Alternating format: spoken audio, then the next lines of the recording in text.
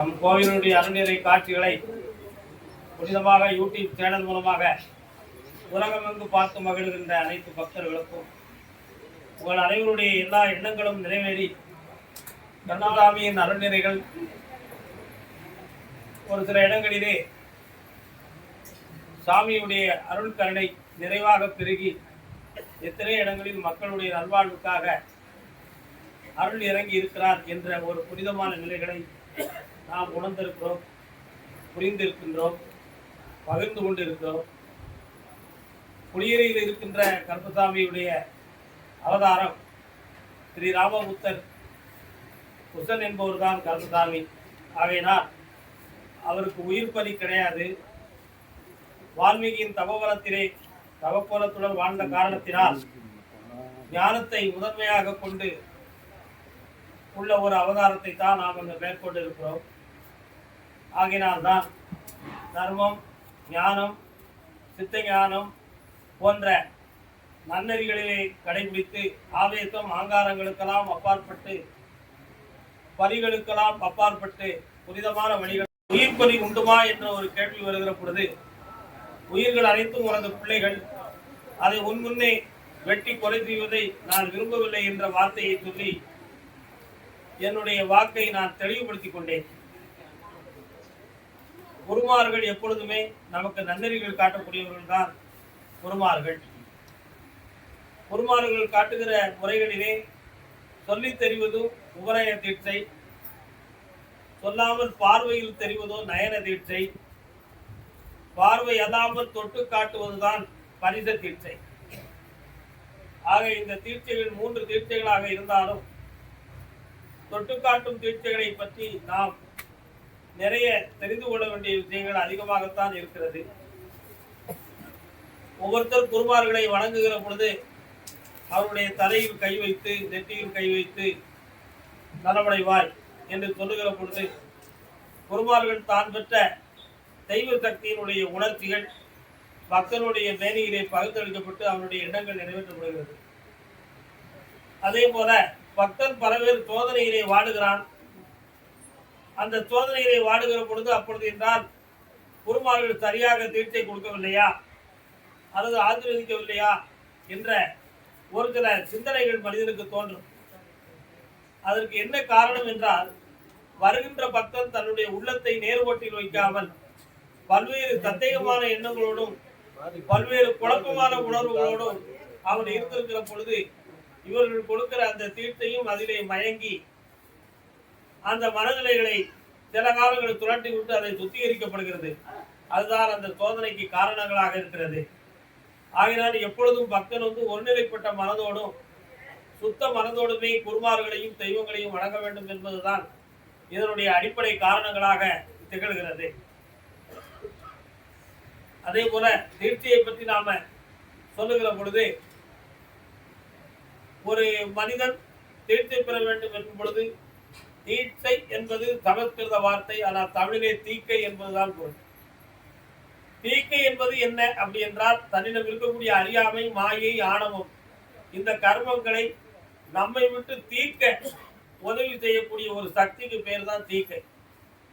அப்போ நம்மகிட்ட இருக்கக்கூடிய அறியாமையை, மாயையை நாம் முதலில் நீக்க வேண்டும் என்பதுதான் இதனுடைய முதல் அடையாள சின்னம். அந்த தீட்சை இருந்தால்தான் அந்த தீட்சை செயல்படும்.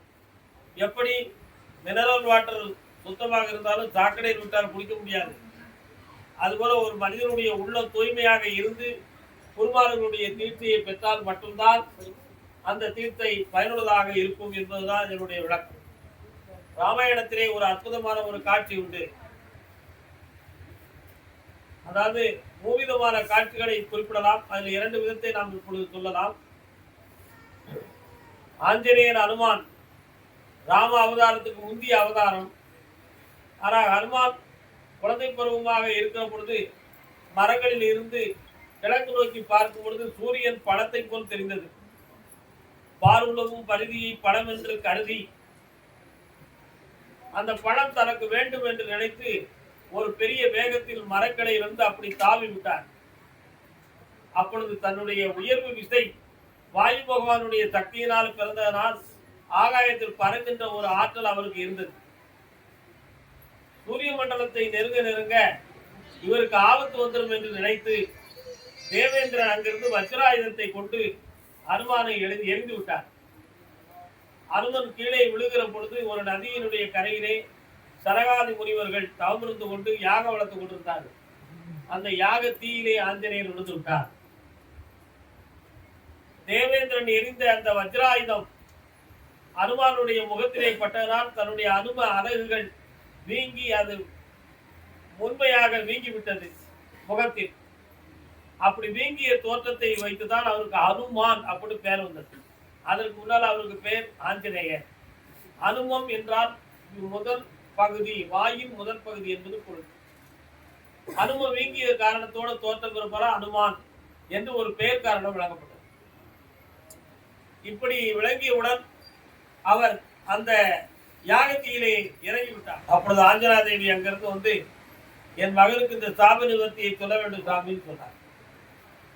சாப நிவர்த்தி பூலோகத்திலே ஸ்ரீமன் நாராயணன் ஸ்ரீராமனாக அவதாரம் செய்து வருவார். அவருடைய பாதத்தை அணைந்து அவருடைய திருநாமத்தை சொல்ல சொல்ல இவர்களுக்கு பலம் கூடும், இவருடைய சாபம் நீங்கும் என்று சொன்னார்கள். ஆனால் நாராயணனோ இன்னும் ராமனாக அவதாரம் செய்யவே இல்லை. அதற்கு முன்பு இப்படி ஒரு அடுத்து நடக்கக்கூடிய விஷயத்தை தனகாதி முனிவர்கள் சொன்ன உடனேயே ராமன் தோன்றுவதற்கு முன்பே அந்த ராமநாமத்தை சொல்லி இப்பொழுதே நீ பயிற்சி செய்து கொண்டு சொல்லிவிட்டார். அப்பொழுது அனுமான் தன்னுடைய மானசீகமான மனதுக்குள்ளே ராம் ராம் ராம் ராம் என்னும் திருநாமத்தை சொல்லி சொல்லி தன்னுடைய வலிமையவும் சக்தியவும் பெருக்கிக் கொண்டார். எப்படி இந்த மனதுக்குள்ளே ஒரு திருநாமத்தை சொல்லி மானசீகமாக அவரை அடைந்தது போல் நினைத்தோமோ அதற்கு பெயர் மானசீக தீட்சை. இதற்கு பெயர் தான் மானசீக தீட்சை. இது தீட்சையிலே ஒரு விதம்.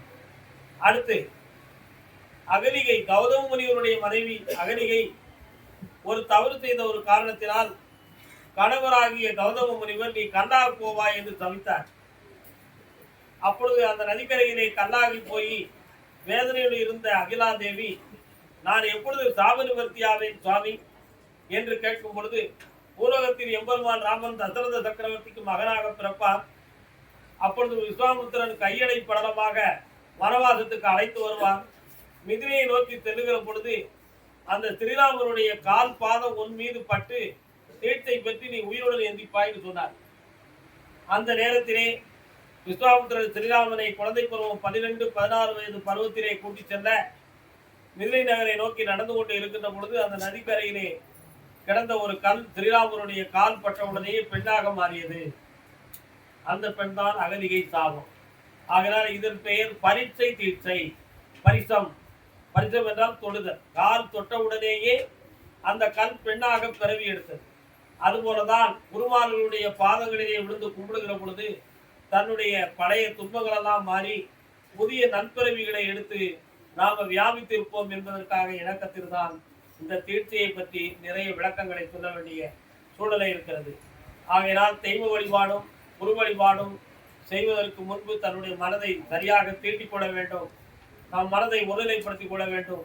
வேற எந்த சிந்தனைக்கும் தன்னை அகப்படாது வைத்துக்கொண்டு சரியான முறைகளிலே சரியான நெறிகளிலே மாலை சூட்டுவதும் கனிகள் கொடுப்பதும் நமஸ்கரிப்பதும் போன்ற எண்ணங்களை தெளிவாக வைத்துக் கொண்டு நாம் பராமரித்துக் கொண்டோம் என்றால் நமக்கு கிடைக்கின்ற ஆசீர்வாதங்கள் நம்மை பூர்ணமாக நல்லிணக்கத்தோடும் தெளிவோடும் வாழ வைக்கும் என்பதுதான் உண்மையாகும்.